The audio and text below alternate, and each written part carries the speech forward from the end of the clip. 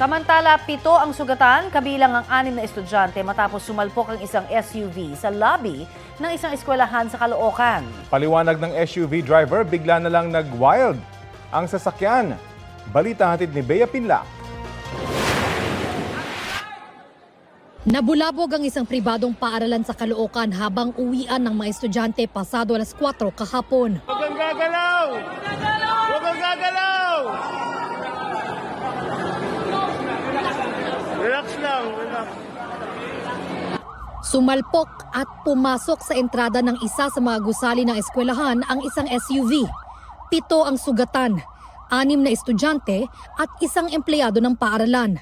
Kwento ni Grace, hindi niya tunay na pangalan, nasa labas na ng building ang asawa niya at ang 8 taong gulang nilang anak nang biglang humarurot ang sasakyan. Nagulat ako, tumawag yung husband ko sa akin.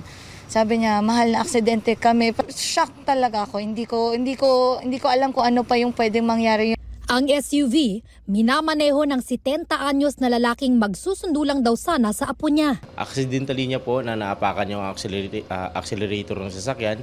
Kaya pumasok dun sa education business building ng naturang school po. Ang natumbok po talaga yung female student na 13 years old. Dinala sa ospital ang 7 sugatan, pati ang driver ng SUV na sumamaraw ang pakiramdam dahil sa pagkabigla, ayon sa pulisya. Ongoing treatment pa naman sila pero may paunang result na stable naman po sila lahat kasama po yung driver.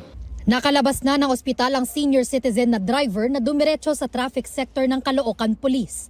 Paliwanag niya, nakahinto na kami sa doon sa tapat ng ng entrance ng school. Pinepreno ko pero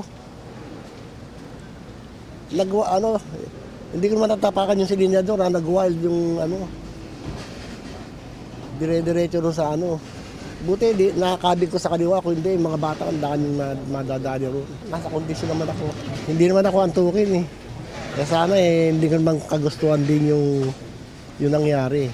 sabi ng SUV driver, handa siyang tumulong sa gastusin sa ospital ng mga biktima. Posible siyang maharap sa reklamong reckless imprudence resulting in multiple physical injuries at damage to property. Bea Pinlac, nagbabalita para sa GMA Integrated News.